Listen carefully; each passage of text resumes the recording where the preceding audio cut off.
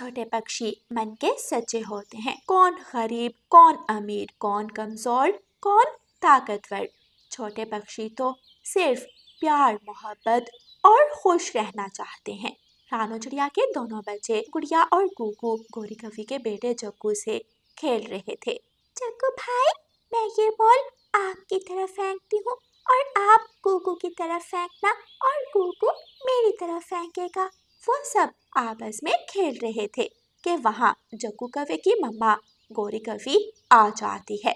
जग्गू चल घर, तू आज फिर इन गरीब बच्चों से खेल रहा है। मैंने तुम्हें कितनी बार मना किया है, इनके साथ मत खेला करो। लेकिन मम्मा, ये मेरे दोस्त हैं, कुकू और गुड़िया मेरे पड़ोसी भी हैं। अगर मैं इनसे खेल लेता हूँ तो इसमें बुरा क्या है? हम तो सिर्फ खेल रहे थे। मैंने तुझे कहा घर चल, पूरे जंगल में मेरी इंसल्ट करवा रहे हो। ये गरीब परिवार से हैं और हम बहुत अमीर कवि हैं। अमीर परिवार के पक्षी छोटे गरीब पक्षियों से नहीं खेलते। गोरी कवि जग्गू को साथ लेकर घर चली जाती है। घर जाकर दोनों बच्चे रोने लगते हैं। मम्मा मम्मा, आज फिर गोरी आंटी ने जग्गू को हमारे साथ खेलने से मना कर दिया। कुकू और गुड़िया बेटी, आप क्यों मुझे परेशान करते हो? आप जग्गू के साथ मत खेला करो। आप कीकी और बुलबुले के साथ भी तो खेल सकते हो। लेकिन मम्मा, उनके घर दूर है, जग्गू हमारा पड़ोसी है। अच्छा ठीक है बच्चों, मैं दाना लेने जा रही हूँ, आप घर में ही रहना। मम्मा चिड़िया दाना लेने चली जाती है। गुड़िया और कुकू अभी छोटे थे, वो मानने को तैयार नहीं थे। वो नहीं जानते थे कि वो गरीब हैं, इसलिए उन्हें जग्गू से दूर रहना चाहिए। जग्गू भाई, चले हम मीठा फल खाने जाते हैं। मैं सुबह से आपका इंतजार कर रहा हूँ। आज मेरी मम्मा मेरी नानों के पास गई हुई है। आज हमें कोई रोकने वाला नहीं। चले, आज हम सारा दिन इकट्ठे घूमेंगे और खूब मौज मस्ती करेंगे। तीनों दोस्त फिर से इकट्ठे घूमने निकल जाते हैं।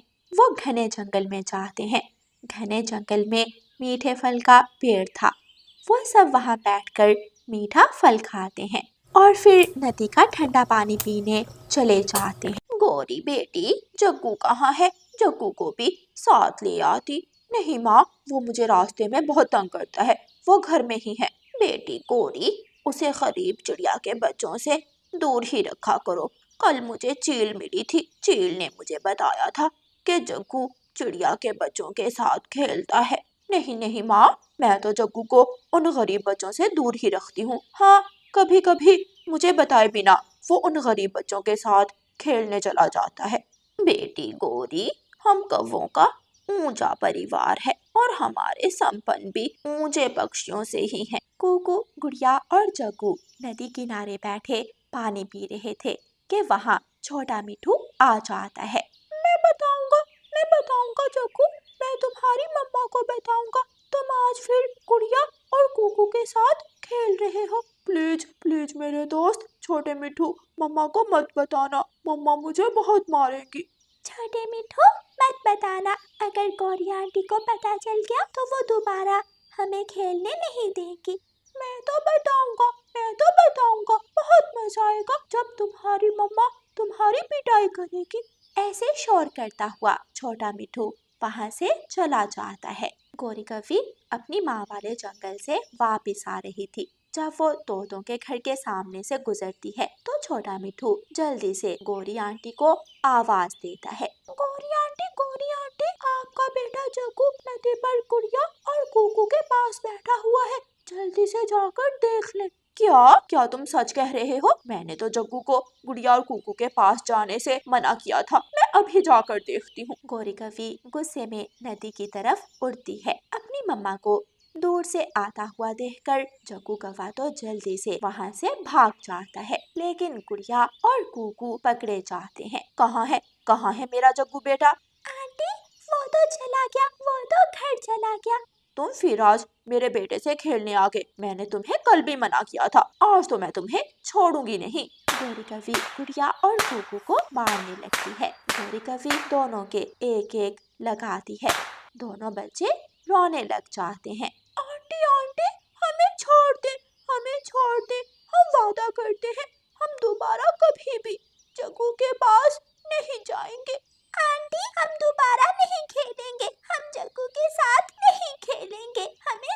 जाने दे। भाग जाओ यहाँ से। अगर मैंने दोबारा तुम दोनों को अपने बेटे के पास देखा तो मैं तुम्हें जान से मार दूंगी और मैं तुम्हारी माँ को भी नहीं छोड़ूंगी। गुड़िया और कुकू रोते हुए अपने घर चले जाते हैं।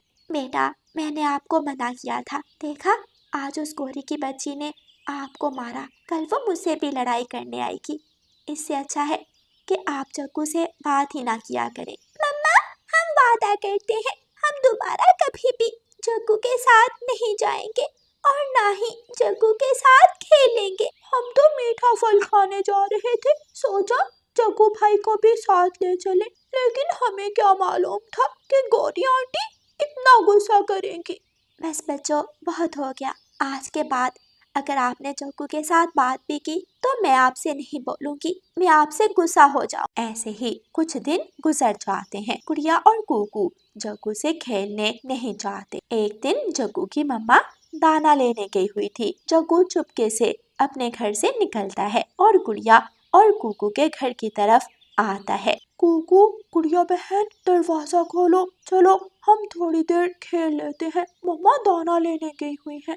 नहीं जग्गू भाई, हम आपसे नहीं खेलेंगे। आपकी मम्मा ने उस दिन हमें बहुत मारा था और आपकी मम्मा ने हमारी मम्मा की भी बेइज्जती की थी। लेकिन गुड़िया, किसी को पता नहीं चलेगा, अभी तो मम्मा घर पर नहीं है। नहीं जग्गू भाई, हमने मम्मा से वादा किया है, हम अब कभी भी आपके साथ नहीं खेलेंगे। प्लीज आप यहाँ से चले जाएं। अगर आपकी मम्मा ने देख लिया तो फिर से गड़बड़ हो जाएगी। जग्गू निराश होकर वहाँ से चला जाता है और अपने घर जाकर रसोई में बैठ जाता है। गौरी, कल तुम नदी पर गुड़िया और कुकू को क्यों मार रही थी? वो मेरे जग्गू से खेलते हैं और मैंने उन्हें कितनी ही बार मना किया है कि मेरे बेटे से मत खेला करो, मेरे बेटे से बात भी मत किया करो। लेकिन गौरी, बच्चे तो बच्चे होते हैं, बच्चों का दिल साफ होता है, अगर वो आपस में खेल भी लेते हैं तो इसमें बुरा ही क्या है। चुप कर जाओ बड़ी चोंच वाले तोते, तू आया मुझे भाषण देने। मेरा बेटा तुम्हारे बेटे से भी नहीं खेलेगा, तुम भी गरीब हो, चिड़िया की तरह गरीब। हम अमीर हैं, अमीर कौवे। हम अमीर पक्षी हमेशा अमीर पक्षियों के साथ ही मिलते जुलते हैं। जग्गू कौवा रसोई में खेल रहा था कि वो चूल्हे से जलती हुई लकड़ी उठाकर तेल के डिब्बे पर फेंक देता है। आग जलने लगती है और आहिस्ता आहिस्ता आग पूरे घर को अपनी लपेट में ले लेती है। जग्गू कौवा घर के एक कोने में डरकर बैठ जाता है और शोर मचाने लगता है। बचाओ बचाओ, कोई मुझे इस जलती हुई आग से बचाए, मैं मर जाऊंगा, मेरा दम घुट रहा है। कुकू भाई, कुछ सुना? जग्गू मुश्किल में है, वो शोर मचा रहा है। देखो, खिड़की से देखो, जग्गू के घर को आग लगी हुई है। दोनों बहन भाई जल्दी से अपने घर से निकलते हैं। गुड़िया जलती हुई आग में घुस जाती है और इधर उधर देखती है। जग्गू कौवा मटके के पास छुपा बैठा था। गुड़िया जल्दी से जग्गू को उठाती है और घर से बाहर ले आती है। जैसे ही गुड़िया और जग्गू घर से बाहर आते हैं, घर पूरी तरह जलकर नीचे गिर जाता है। जंगल के सभी पक्षी वहाँ इकट्ठे हो जाते हैं। गोरी कभी भी आ गई थी। मेरा जग्गू इस आग में जल गया होगा, मैं क्यों घर से बाहर गई? अगर मुझे मालूम होता तो मैं अपने बेटे जग्गू को अपने साथ लेकर जाती। मम्मा मम्मा, मैं यहाँ हूँ गुड़िया के पास। गुड़िया बहन ने मुझे जलती हुई आग से बाहर निकाल लिया और मेरी जान बचा ली। गोरी कभी जल्दी से जग्गू को अपने सीने से लगा लेती है। गौरी, ये वही गरीब के बच्चे हैं जिन्हें तुम अपने बेटे से खेलने से मना करती हो। देखो, आज इसी गुड़िया ने तुम्हारे बेटे की जान बचाई। गौरी देखो, मेरी बेटी का पंख जल गया है, लेकिन मेरी बेटी ने फिर भी जलती हुई आग में छलांग लगाकर तुम्हारे बेटे को बचा लिया। गौरी रोने लगती है। मैं बहुत शर्मिंदा हूँ रानू चिड़िया और मेरे दोस्तों, मुझे माफ कर दो, मैं गलत थी। हम सब एक हैं, हम सब एक जंगल में रहते हैं, कौन गरीब कौन अमीर इससे फर्क नहीं पड़ता। फिर गौरी कभी अपने सभी दोस्तों से माफी मांगती है और वो सब मिलजुल कर जंगल में रहने लगते हैं। अब तो गुड़िया और कुकू जग्गू के साथ खेल सकते थे।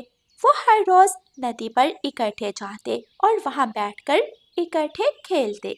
प्यारे दोस्तों, इस कहानी को लाइक, अपने दोस्तों के साथ शेयर और चैनल को सब्सक्राइब करना बिल्कुल मत भूलना। आपका धन्यवाद।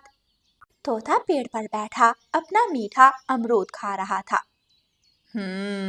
तोता मीठा अमरूद खा रहा है। मैं तोते को पागल बनाकर उसका मीठा अमरूद छीन लेता हूँ। कालू कौवा तोते के पास जाता है और तोते से कहता है, तोते तोते, मेरे पास एक जादू है।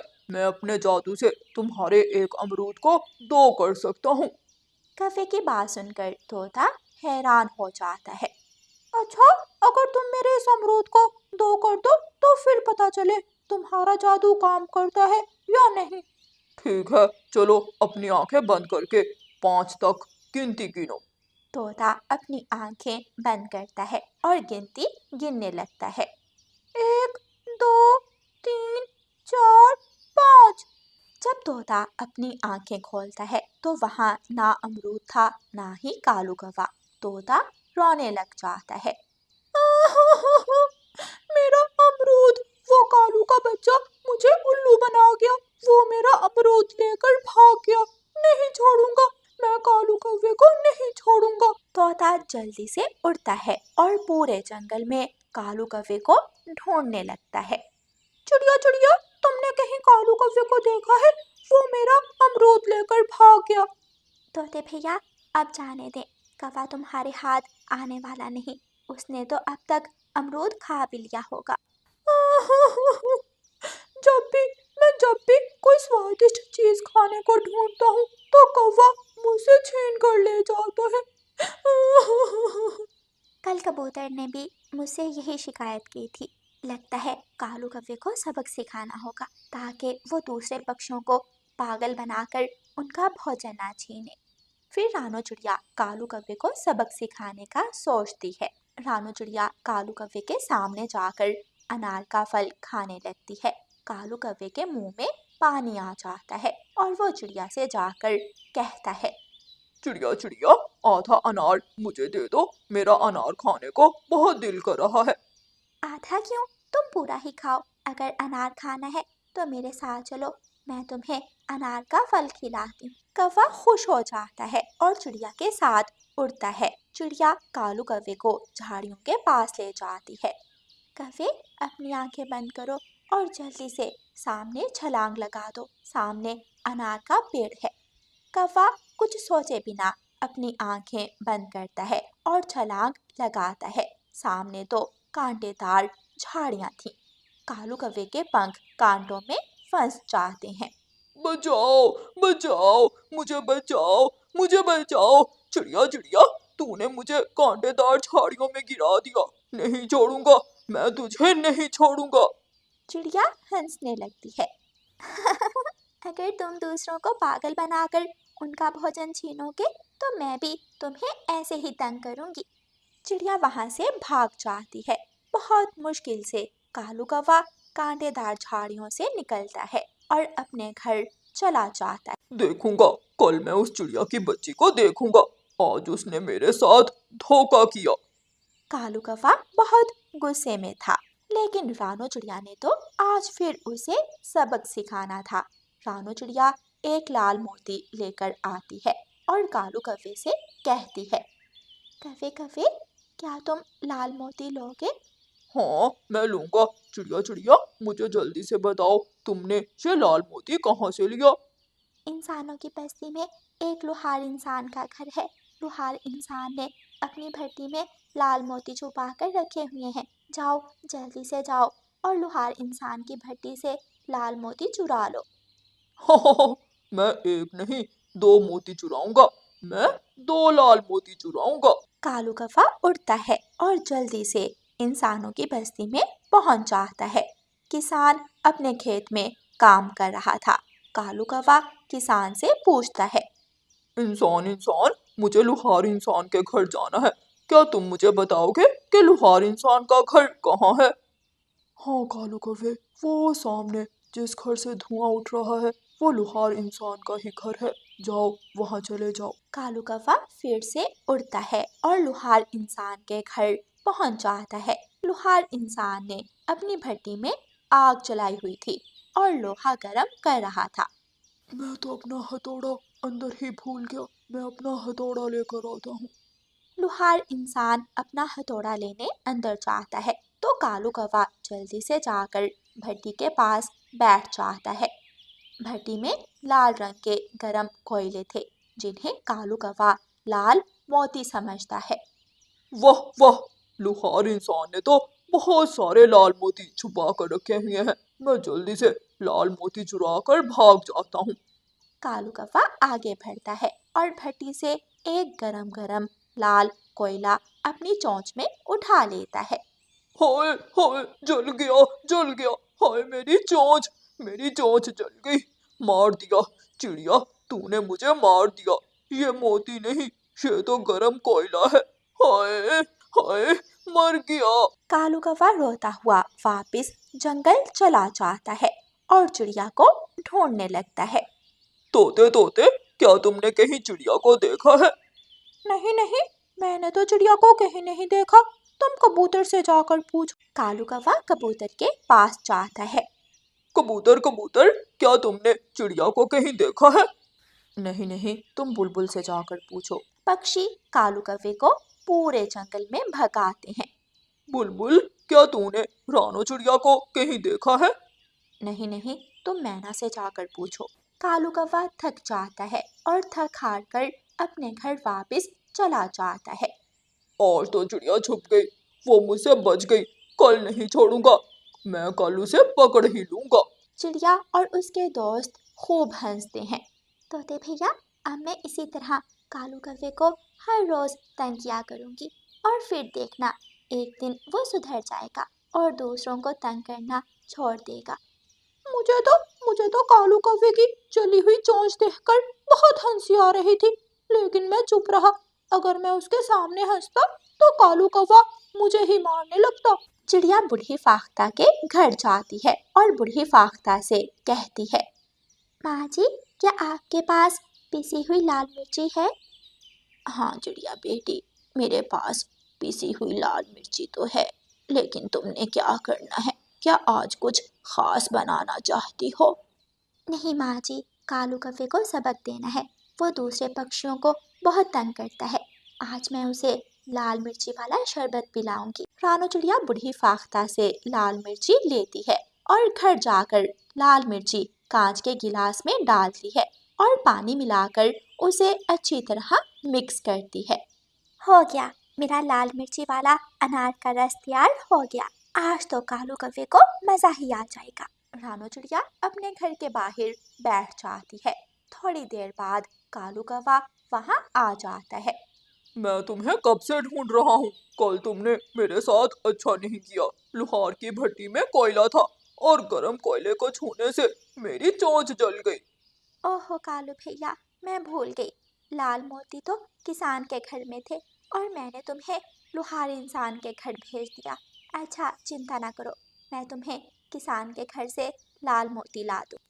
फिर कौवा रानो चिड़िया के पास पड़े कांच के गिलास में लाल शरबत देखता है। चिड़िया चिड़िया, ये क्या है? क्या ये लाल शरबत है? हाँ कौवे भैया, मैंने ये लाल शरबत तोते के लिए बनाया है। मैं तोते का इंतजार कर रही हूँ, लेकिन वो अभी तक आया नहीं। तो जाओ उसे घर से जाकर बुला लाओ, मैं बैठा हूँ, मैं तुम्हारे इस लाल शरबत के पास बैठा हूँ, तुम जाओ। ठीक है कौवे भैया, बहुत शुक्रिया, मैं जा रही हूँ, लेकिन ऐसा ना हो कि तुम ये लाल शरबत पी लो। ये बहुत मज़े का है, ये मीठा है और ठंडा भी। चिड़िया कौवे से ऐसे कहती है और थोड़ी दूर जाकर पेड़ के पीछे छुपकर बैठ जाती है। कितने ही दिन हो गए मैंने मीठा लाल शरबत नहीं पिया, आज तो मजा ही आ जाएगा। ऐसे सोचकर कालू कौवा अपनी चोंच कांच के गिलास में डालता है और दो चार घूंट लाल मिर्ची वाले शरबत के पी लेता है। हाय हाय, ये तो लाल मिर्ची का शरबत था, ये तो लाल मिर्ची का शरबत था। मैं गया, मैं गया, मेरा मुंह जल गया, इतना दर्द तो कोयला खाने से भी नहीं हुआ था। हाय। सभी पक्षी पेड़ के पीछे से निकलते हैं और कालू कौवे को देखकर हंसने लगते हैं। कालू कौवा कभी इधर उड़ता तो कभी उधर उड़ता। वो जल्दी से भागता है और नदी पर जाकर पानी पीने लगता है। पक्षी कौवे के पीछे पीछे थे। कौवे भैया, अगर दोबारा किसी पक्षी को तंग किया और किसी का भोजन छीना तो मैं तुम्हें ऐसे ही कोयले और लाल मिर्ची वाले शरबत खिलाती रहूंगी। नहीं नहीं, मैं दोबारा किसी को तंग नहीं करूंगा। चिड़िया, तुम दोबारा मेरे साथ ऐसा मजाक मत करना। मैं वादा करता हूँ, मैं भी सुधर जाऊंगा। मैं किसी को तंग नहीं करूंगा। फिर कालू कौवा सुधर जाता है और अपने जंगल के पक्षियों के साथ दोस्ती कर लेता है और अच्छा दोस्त बनकर रहने लगता है। प्यारे दोस्तों, इस कहानी को लाइक, अपने दोस्तों के साथ शेयर और चैनल को सब्सक्राइब करना बिल्कुल मत भूलना। आपका धन्यवाद।